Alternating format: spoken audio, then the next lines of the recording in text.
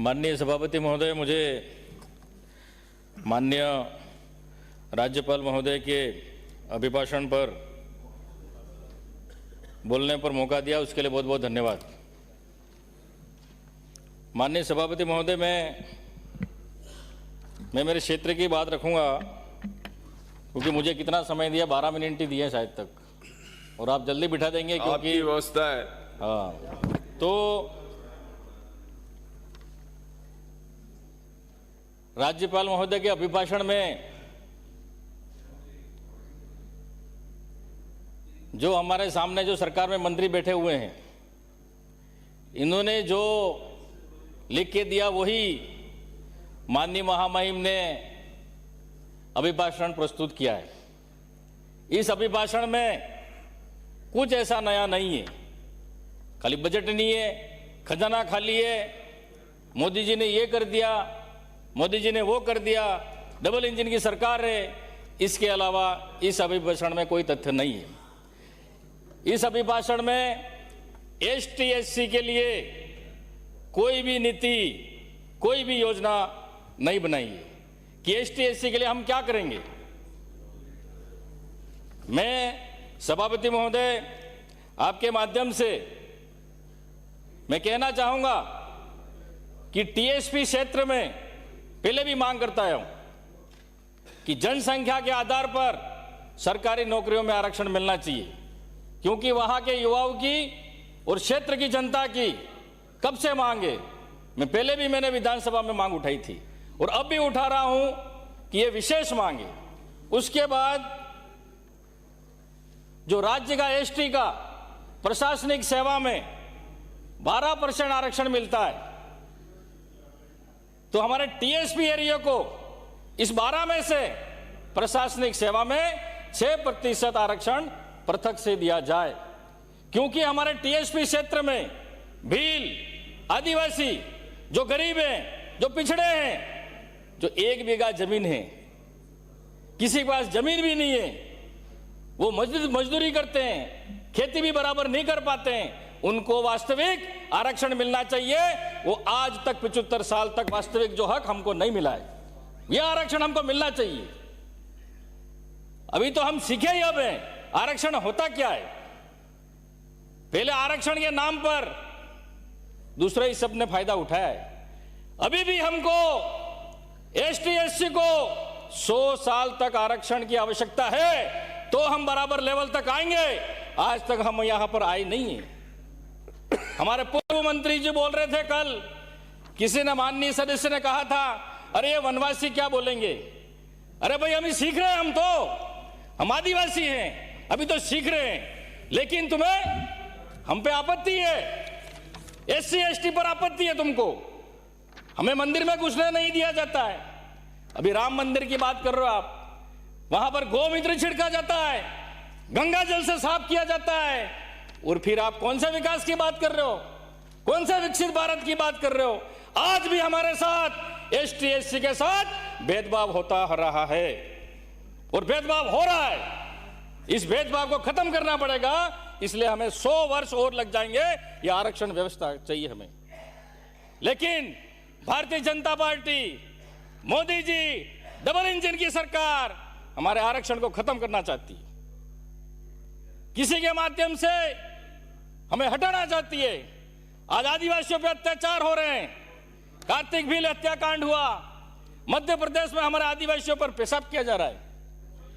छत्तीसगढ़ में हसदेव जंगल को उजाड़ा जा रहा है, 90,000 वृक्ष उजाड़ दिए, आदिवासियों को वहां से भगाया जा रहा है, आदिवासियों को वहां पे गोली से उड़ाया जा रहा है, और बता रहे हैं जो वहां पर हक किया अगर आवाज उड़ा था आदिवासी, तो उसको नक्सली बताकर उसको गोली मारी जा रही है।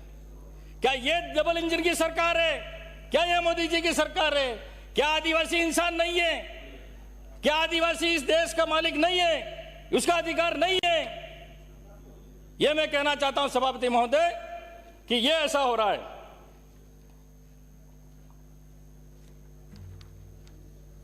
पहले हमारे टीएसपी क्षेत्र में और आज भी कई जगह नाम मात्र के सरपंच हैं, नाम मात्र के प्रधान हैं, और मेरे से पहले भी आए माननीय सदस्य आए विधानसभा में, उनकी डिजायर किसी और के पास रहती थी,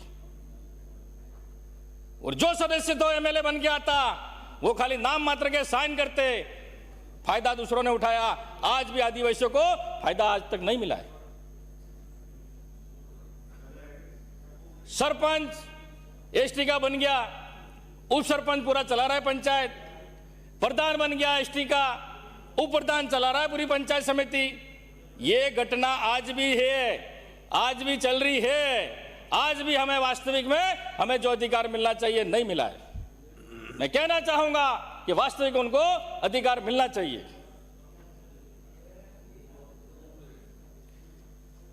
कई वर्षों से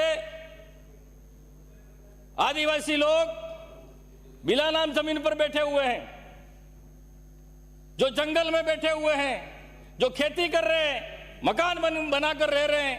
न तो उनको वनाधिकार का पट्टा दिया जा रहा है, न तो बिला नाम पर जमीन पर वर्षों से बैठे हुए हैं उनको पट्टा या खातेदारी हक उनको नहीं दिया जा रहा है। आदिवासी कभी शहर की ओर नहीं गया, लेकिन शहर वाले और गांवों में जा रहे हैं, जंगल उजाड़ रहे हैं, उनको हटा रहे हैं। अगर गरीब है उसके लिए कानून है, नियम है, लेकिन जो पैसे वाला है, जो अमीर है, उसके लिए कोई कानून कोई नियम नहीं है। उसके लिए नदी में भी उसके होटल बन जाएगी, उसके लिए मकान भी अलॉटमेंट हो जाएगा, और जो बरसों से लोग बैठे हुए हैं उनके लिए कोई नियम कानून कायदे नहीं है। तो मैं चाहता हूं सभापति महोदय जी, वास्तविक में जो लोग बैठे हुए हैं बरसों से, उनको खातेदारी हक दिया जाए, उनको वनाधिकार पट्टा दिया जाए। यह नीति आपने नहीं बनाई, यह अभिभाषण में नहीं लिखा कि आदिवासियों के लिए हम ये करेंगे, एससी के लिए ये करेंगे, एसटी के लिए ये करेंगे। खाली बस जो लिख के भेज दिया, बजट नहीं है, ये नहीं है, लेकिन आप क्या करेंगे? आप तो कुछ नहीं करेंगे। लेकिन हमारे पूर्ववर्ती सरकार अशोक गहलोत साहब ने 2 साल कोरोना काल था, फिर भी किसी को भूखा नहीं सोने दिया। कई रोजगार चलाए, निःशुल्क जो भी है, मुख्यमंत्री चिरंजीवी योजना चालू की, 25 लाख का निःशुल्क इलाज मिल रहा था, फ्री में दवाई। ये भी अशोक गहलोत साहब की योजना है, अशोक गहलोत साहब की देन है। वास्तविक में वो अशोक महान सम्राट राजा हुआ करता था, और इन्होंने भी ऐसा काम किया है। भले आप ऊपर से मना कर रहे होंगे, लेकिन दिल से तो वास्तविक में कांग्रेस सरकार ने सभी वर्गों का 36 वर्ग के लिए काम किया था। खाली आपने नाम बदलने का काम किया। मणिपुर की घटना, मोदी जी मौन, भारतीय जनता पार्टी के नेता मौन। क्यों मौन हो भाई? क्यों मौन हो? क्योंकि वहां मणिपुर में वहां पर महिलाओं पर, आदिवासी महिलाओं के साथ बलात्कार किया जा रहा है। क्योंकि वो आदिवासी है इसलिए आवाज आप नहीं उठाओगे। अगर कोई हिंदू होता तो आप आवाज उठाते, क्योंकि वो आदिवासी है, आदिवासी है इसलिए आप आवाज नहीं उठा रहे हो। उनकी इतनी तकलीफ हो रही है, लेकिन इसके लिए आप एक शब्द बोलने के लिए तैयार नहीं हो। अरे मोदी जी, ये डबल इंजन की सरकार है। क्या मणिपुर भारत का राज्य नहीं है? लेकिन ये इस तरह से जो भारतीय जनता पार्टी की सोच है, वो देश को एकीकरण नहीं, उसको अलग करने का काम कर रहे हैं। अरे जो बैठे बैठे नहीं बोले, माननीय सभापति महोदय, जो युवाओं की बात कर रहे हैं, जो युवाओं के रोजगार की बात कर रहे हैं, हमारी सरकार ने राजीव गांधी बोले माननीय सदस्य। सर मेरे 12 मिनट नहीं, आप शांत रहे, बिराजे आप। माननीय सदस्य आप बिराजे, आप बिराजे। माननीय सदस्य आप बिराजे, बिराजे। हाँ मेरे लिए बजाओ, आप बजाओ बजाओ बजाओ बजाओ बिराजे, बजाओ बजाओ बजाओ। माननीय सदस्य आप विषय पर बोले। आप बिराजे, बिराजे बोल रहा हूं मैं, संक्षिप्त में बोल रहा हूं। और हमें यहां भी दबाया जा रहा है, हमें यहां भी नहीं बोलने दिया जा रहा है। हमारे क्षेत्र की आवाज बोलने हमें यहां भी दबाया जा रहा है। बोलिए। हमारे पिछली सरकार में गहलोत सरकार ने निकल रहा है, जो आपके दल ने जो समय दिया है वो निकल रहा है, जल्दी बोले। सर हमारे प्रतिपक्ष के नेता बैठे हुए हैं, प्रतिपक्ष के नेता ने आपका समय दिया, आप बिराजे, जल्दी बिराजे आप। राजीव गांधी युवा मित्र जो लगाए थे 5,000, आज ये युवाओं की बात कर रहे हैं, महिलाओं की बात कर रहे हैं। आज युवा वहां पर 20 दिन से भटक रहा है, खाने के लिए रोटी नहीं मिल रही है, नहाने के लिए कपड़े नहीं है, एक ही ड्रेस में आए, सोने के लिए ओढ़ने के लिए बिस्तर नहीं है, महिला बच्चा लेके आई है, लेकिन आपने उनको हटाने का काम किया। वो सरकार की योजनाओं को घर घर तक पहुंचा रहे थे, उनको फायदा दिला रहे थे, बोले केंद्र सरकार की योजना हो, बोले राज्य सरकार की योजना हो। अरे काय के कार्यकर्ता थे वो, तो सभी सरकार की योजना घर घर तक पहुंचा रहे थे। लेकिन आपकी सरकार में पंचायत सहायक जो लगे थे उनको हमारी सरकार ने नहीं हटाया, उनको और नियमित किया। यह है कांग्रेस सरकार, यह दिखती है आपकी सोच। और कांग्रेस की सोच क्या है? आप युवाओं के कितने हितैषी हैं? मैं कहना चाहूंगा, जितनी योजना की आप बात कर रहे हैं, खाली आपने नाम बदलने का काम किया है। पेंशन, आज गरीब लोग पेंशन के लिए भटक रहे हैं, और राशन की दुकान पर सर 2 मिनट। श्री उदयलाल हमारे साथ पक्षपात क्यों ऐसा? नहीं, जो समय है हमारे साथ पक्षपात क्यों ऐसा? आप सभापति की कुर्सी पे बैठे हैं, न्याय करें हमारे साथ। 12 मिनट हो गए। जय श्री राम, 13 मिनट। जय श्री राम, जय श्री राम।